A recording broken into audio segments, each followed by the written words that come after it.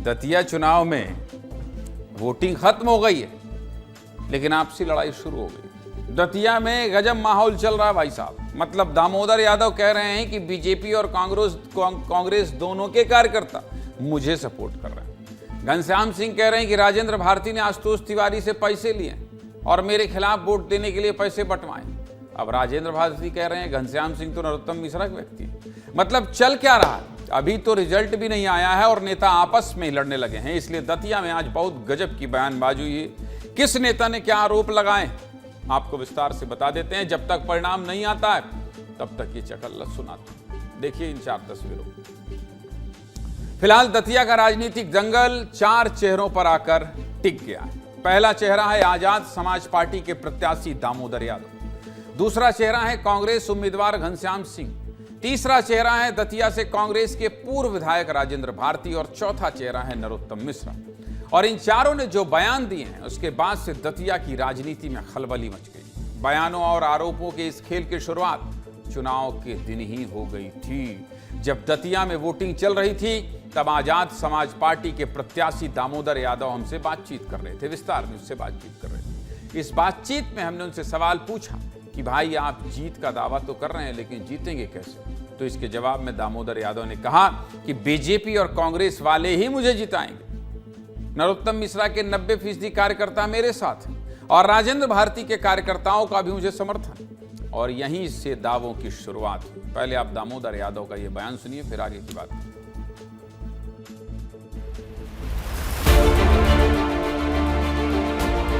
प्रमुख जो लोग हैं नरोत्तम मिश्रा के, उनमें से 90% लोग बीजेपी का विरोध कर रहे हैं। राजेंद्र भारती जी के साथ के 80% लोग हमारी मदद कर रहे हैं। खुल के कह रहा हूँ, जितनी पोलिंगें राजेंद्र भारती ने जीती थी वो सारी पोलिंगें दामोदर यादव जीतने वाला है।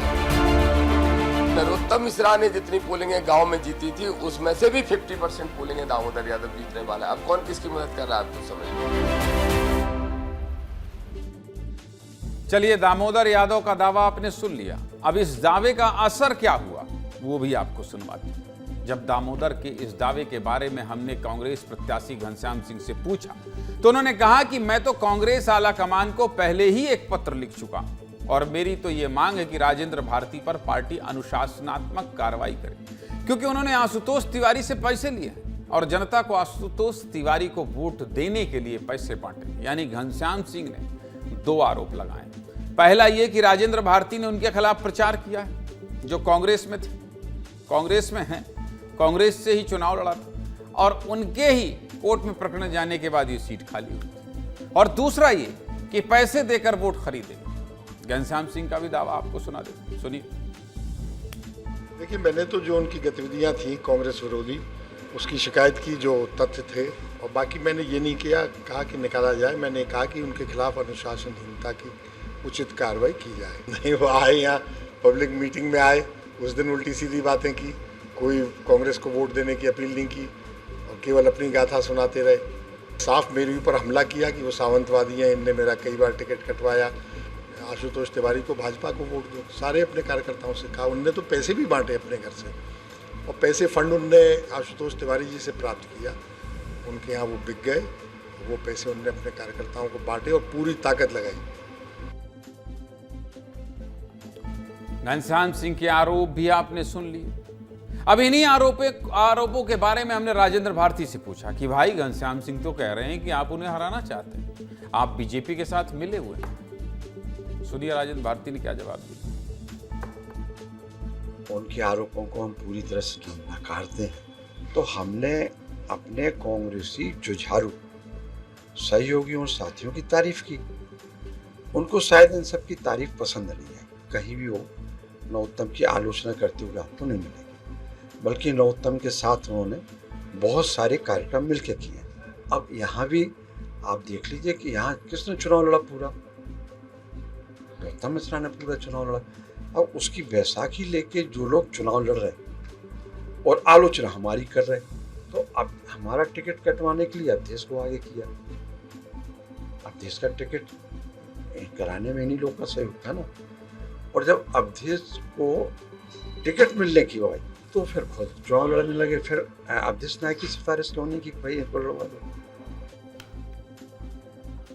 तो राजेंद्र भारती का कहना है कि घनश्याम सिंह तो नरोत्तम मिश्रा के समर्थक हैं। वो अपने सम्मेलन और कार्यक्रम में कांग्रेस के नेताओं को नहीं बुलाते, बल्कि नरोत्तम मिश्रा को बुलाते। सेवड़ा सीट से जब वो चुनाव लड़ते हैं तो नरोत्तम मिश्रा के पैसे पर लड़ते हैं, और अब दतिया से नरोत्तम मिश्रा चुनाव नहीं लड़ रहे हैं, इसलिए वो अवधेश नायक का टिकट काटकर खुद उम्मीदवार बन गए। बताइए, कांग्रेस का एक विधायक प्रत्याशी पूर्व विधायक पर बीजेपी का साथ देने का आरोप लगा रहा है, और पूर्व विधायक वर्तमान प्रत्याशी को नरोत्तम मिश्रा का समर्थक बता रहा है। मतलब चल क्या रहा है भाई? अब घनश्याम सिंह पर नरोत्तम मिश्रा के समर्थन से राजनीति करने के आरोप लगे तो हमारी सहयोगी रंजना तो भोपाल में उनके दफ्तर पहुंच गई। रंजना ने पूछा कि राजेंद्र भारती कह रहे हैं कि घनश्याम सिंह आपके समर्थक। सुनिए इसके जवाब में नरोत्तम मिश्रा ने क्या कहा। प्रत्याशी घनश्याम सिंह है, वो तो ये कह रहे हैं सर, राजेंद्र भारती पर गंभीर आरोप लगाए, और उन्होंने ये कहा है कि भाई राजेंद्र भारती को तो कांग्रेस पार्टी को जो वरिष्ठ नेता हैं उनको एक्शन लेना चाहिए और राजेंद्र भारती को पार्टी से निष्कासित कर देना चाहिए। उन दोनों की बहुत पुरानी अदावत है और खानदानी चला आ रहा है वो, तो उस बारे में मैं कुछ कहना नहीं चाहता। राजनीति जो है ना, बयानबाजियों का खेल है। ऐसे बयान आ जाएं तो खबर बन जाती है। सीधे मुद्दे की बात क्या है? सीधे मुद्दे की बात यही कि अभी रिजल्ट आने में 3 दिन बाकी है, लेकिन नतीजों से पहले ही कांग्रेस में तो सिर्फ उटौवल शुरू हो गई। अब नतीजे आने के बाद क्या होगा ये 3 तारीख को पता चल जाएगा। लेकिन बीजेपी के लोग कहाँ कहाँ कटिया फंसाएं देख रहे हैं आप। कोई कह रहा है उसका आदमी, कोई कह रहा है उसके कार्यक्रम में जाते हैं। तो मतलब हर जगह अभी बयान ही चलना है 3 तारीख तक।